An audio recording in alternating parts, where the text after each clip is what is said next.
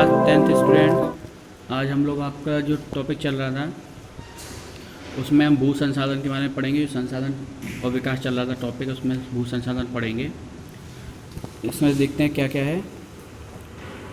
संसाधन प्राकृतिक द्वारा मानव को दिए गए उपयोग तथा निःशुल्क उपहार हैं। जो सभी लोग हम लोग समझते हैं ये बात कि जितने भी संसाधन मिलते हैं हमें प्राकृतिक रूप से वो निःशुल्क हैं। प्रकृति हमसे कुछ उनसे कोई पैसे तो ले नहीं रही है, ठीक है, तो निःशुल्क उपहार हैं। इनमें भूमि संसाधन सबसे महत्वपूर्ण है क्योंकि अन्य संसाधन का स्रोत यही है। यानी कि सभी संसाधन जितने भी उन सब संसाधनों का मेन स्रोत जो है वो क्या है, हमारा भूमि है। जैसे किसी भी संसाधन की बात करें, अगर हम बात करें जल संसाधन, वो भी भूमि पर ही पाया जाएगा, ठीक है। और हम बात करें कोई खनिज का, तो वो भी भूमि पर ही पाए जाते हैं, ठीक है। तो ये क्या है, सभी संसाधनों का स्रोत है।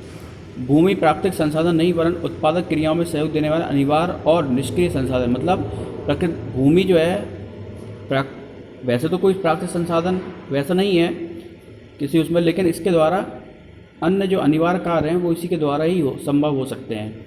सामान्य अर्थ में भूमि को पृथ्वी की ऊपरी सतह कहा जाता है। यानी कि भूमि किसे कहा जाता है, पृथ्वी की ऊपरी सतह को भूमि कहा जाता है, ठीक है। वनस्पति, वन्यजीव, मानव जीवन, परिवहन, संचार सेवाएं, आर्थिक क्रियाकलाप का आधार क्या है, भूमि ही है, ठीक है। ये सारे काम कहाँ पे होते हैं, भूमि पर ही होते हैं। भूमि अपने महत्व के साथ ही एक सीमित संसाधन है। इस कारण उपलब्ध भूमि का विभिन्न उद्देश्यों के लिए उपयोग योजनाबद्ध तथा सावधानीपूर्वक करना चाहिए। भूमि भी क्या हमारी लिमिटेड है, यानी कि किस काम के लिए कितनी भूमि है ये एक निश्चित है उसकी सीमा। वो भी आपको आगे पता चलेगी कैसे निश्चित है, ये पढ़ते हैं। भारत की भूमि में कई प्रकार के स्थल रूप में पाए जाते हैं। ये स्थल रूप हैं पर्वत, पठार, मैदान आदि। देश का लगभग 43% क्षेत्र मैदान ने घेरा हुआ है। यानी कि जो हमारे जो देश है उसका 43% जो है मैदानी भाग है, जो कृषि और उद्योगों के विकास के लिए सुविधाजनक है। यानी कि ये जो 43 जो एरिया है हमारा, इसमें क्या क्या काम हो रहे हैं, दो काम होते हैं। ये तो कृषि के लिए होगा या उद्योग के लिए। कुल क्षेत्र का 30% भाग पर्वतों से घिरा हुआ है। इसके अलावा 30% भाग जो बचता है वो किसमें, सिर्फ पर्वत है वहाँ पे, पर्वत के अलावा कुछ नहीं है, ठीक है। पर्वत कई नदियों के स्रोत हैं जो सारा साल 12 मासी बहती हैं। यानी कि ये पर्वत भी जो है कहीं ना कहीं हमारे यूज़ में आ रहे हैं। कैसे आ रहे हैं, क्योंकि इनसे पर्वतों से ही क्या है, नदियाँ बह रही हैं। पर पारिस्थितिक आवरण के लिए महत्वपूर्ण भू आकृतियाँ हैं। पहाड़ों के अधीन देश की 27% भूमि है। इन पठारों के अधीन, अब बात करते हैं किसकी, पठारों की। पठार मतलब जहाँ पे कृषि योग्य भूमि नहीं है, ये हमारा पठार की क्षेत्र में आएगा, ठीक है। पठारी क्षेत्र में खनिजों, जीवाश्म ईंधनों के विशाल भंडार है। लेकिन इन क्षेत्रों में, पठारी क्षेत्रों में क्या मिल जाता है, हमें खनिज पदार्थ मिलते हैं, जीवाश्म ईंधन। जीवाश्म ईंधन क्या होता है, हम कच्चा तेल जिसे बोलते हैं उसे जीवाश्म ईंधन बोलते हैं, ठीक है।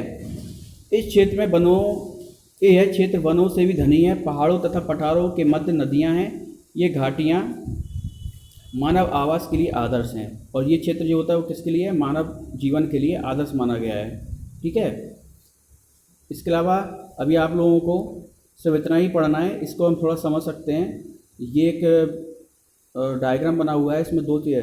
सामान्य भूमि उपयोग सवर्ण क्षेत्र 1960 और 61 और 2008-2009। यानी कि 1960 और 61 के बीच में हम लोगों ने कितना क्षेत्र यूज़ किया, किस किस क्षेत्र में यूज़ कर रहे थे, और 2008 तक हमने क्या क्या चेंजेस लाए, इनके बारे में यहाँ पे लिखा हुआ है। इसको समझने के लिए बहुत इजी है, आप यहाँ से समझ सकते हैं कि कौन सा क्षेत्र किस क्षेत्र में है, ठीक है। जैसे कि एग्जांपल बता देता हूँ मैं। जैसे इसमें बताया हुआ है, ये लाइन लिख रही है आपको, ये लाइन आपको दिख रही होगी, ये लाइन, ये खड़े में लाइन है जो ऐसी बनी हुई, ये क्या बता रहा है हमारा, वन क्षेत्र पहले कितना था हमारा, 60-61 के टाइम पे 18.11% था। अब देखो ये क्षेत्र जो है बढ़ के कितना हो गया है, 22.78% हो गया है। इसका मतलब हमने वन क्षेत्र जो था वो कम की जगह हमने बढ़ा दिया है। इस तरह से हम बाकी चीज़ों का भी क्या कर सकते हैं, अनुमान लगा सकते हैं कि कौन से क्षेत्र में वृद्धि हुई है, कौन से क्षेत्र में नहीं, ठीक है। इसके अलावा आपको कोई क्वेश्चन पूछना हो, कोई डाउट हो तो आप क्वेश्चन पूछ सकते हैं मैसेज करके। Thank you.